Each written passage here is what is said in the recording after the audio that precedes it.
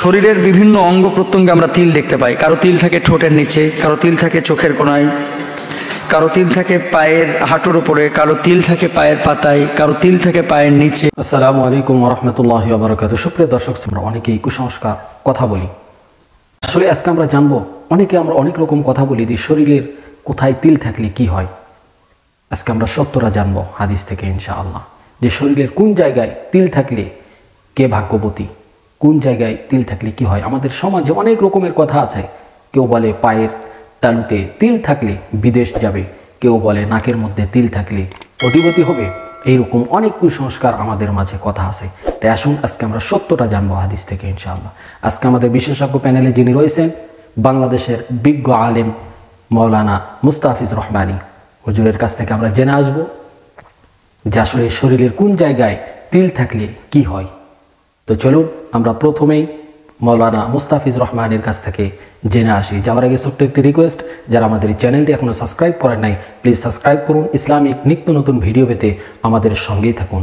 আর যারা আমাদের Facebook page থেকে দেখতেছেন, তাদেরকে বলবো যে আসলে এই ভিডিওটি বেশি বেশি শেয়ার করুন, অন্যকে দেখার সুযোগ করে দিন। তো চলুন আমরা প্রথমেই মাওলানা মুস্তাফিজ রহমানের কাছ থেকে জেনে আসি। গুরুত্বপূর্ণ প্রশ্ন মুহতারাম। শরীরের বিভিন্ন অঙ্গ প্রত্যঙ্গে আমরা তিল দেখতে পাই। কারো তিল থাকে ঠোঁটের নিচে, কারো তিল থাকে চোখের কোণায়, কারো তিল থাকে পায়ের হাঁটুর উপরে, কারো তিল থাকে পায়ের পাতায়, কারো তিল থাকে পায়ের নিচে, কারো তিল থাকে বুকে। অনেক সময় মেয়েদের বুকেও তিল পাওয়া যায়, তারপরে ছেলেদের বুকে তিল পাওয়া যায়, তারপরে পিঠের এদিকে তিল পাওয়া যায়। তো খুব কম মানুষই পাওয়া যাবে যার শরীরে তিল নেই। ত্বকে কোষ সাধারণত ছড়িয়ে ছিটিয়ে তৈরি হয়, কিন্তু অনেক ক্ষেত্রে এমন হয় যে ত্বকের একটি বিশেষ জায়গায় ত্বক কোষ বা মেলানোসাইট একত্রে তৈরি হয়। এ প্রসঙ্গে বলে রাখা ভালো যে আমাদের গায়ের রং নির্ভর করে এই মেলানোসাইটের উপরে। শরীরের যেখানে একসঙ্গে অনেকগুলি ত্বক কোষ তৈরি হয়, সেই স্থানে একটি ছাপ পড়ে যায়, যা সাধারণত সূর্যের সংস্পর্শে এলে কালো হয়। এমনিতে তিল ত্বকের কোনো রোগ নয়, বরং খুব বেশি হলে বলা যায় ত্বক কোষের গঠনের সমস্যার সঙ্গে এর সম্পর্ক রয়েছে। কিন্তু সেটাও এমন কিছু নয় যে ডাক্তার দেখাতে হবে। মনে রাখা ভালো, তিল বা আঁচিল শরীরের কোনো ক্ষতি করে না। এখন আসেন, যাদের ভ্রুতে তিল থাকে তারা প্রায় ভ্রমণ করেন। ডান ভ্রুতে তিল থাকলে ব্যক্তির দাম্পত্য জীবন সুখী হয়, আবার বাঁ ভ্রুর তিল দুঃখী দাম্পত্য জীবনের সংকেত দেয়। মাথার মাঝখানে তিল থাকলে তার নির্মল ভালোবাসার প্রতীক।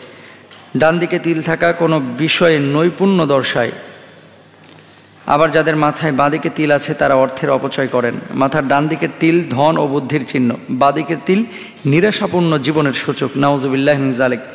ডান চোখের মণিতে তিল থাকলে ব্যক্তি উচ্চ বিচার ধারা পোষণ করেন। বাঁদিকের মণিতে যাদের তিল থাকে তাদের বিচার ধারা ভালো হয় না। চোখের পাতায় তিল থাকলে ব্যক্তি সংবেদনশীল হন, তবে যাদের ডান পাতায় তিল থাকে তারা বাঁ পাতায় তিলযুক্ত লোকের তুলনায় বেশি সংবেদনশীল। নাউজুবিল্লাহ মিন যালিক। কানে তিল থাকা ব্যক্তি বেশি হায়াত পায়। স্ত্রী বা পুরুষের মুখমণ্ডলের আশপাশে তিল তাদের সুখী ও ভদ্র হওয়ার সংকেত দেয়। মুখে তিল থাকলে ব্যক্তি ভাগ্যে ধনী হন, তার জীবনসঙ্গী খুব সুখী হয়। নাকে তিল থাকলে ব্যক্তি প্রতিভা সম্পন্ন হন এবং সুখী থাকেন। যে নারীর নাকে তিল রয়েছে তারা সৌভাগ্যবর্তী হয়ে থাকেন। যাদের ঠোঁটে তিল রয়েছে তাদের হৃদয়ে ভালোবাসায় ভরপুর, তবে তিল ঠোঁটের নিচে থাকলে সে ব্যক্তির জীবনে দারিদ্র্য বিরাজ করে। গালে লাল তিল থাকা ভালো। যে স্ত্রীর থুতনিতে তিল থাকে তিনি সহজে মেলামেশা করতে পারেন না, এরা একটু রুক্ষ স্বভাবের হন। নাউজুবিল্লাহ মিন যালিক।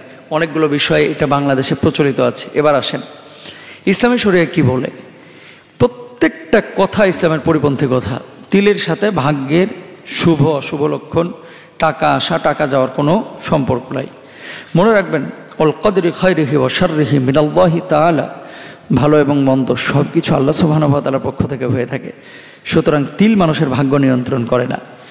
তিল ঠোঁটের নিচে থাকলেই হবে, পায়ের পাতায় থাকলে বিদেশ যাবে, এগুলো সম্পূর্ণরূপে কুসংস্কার।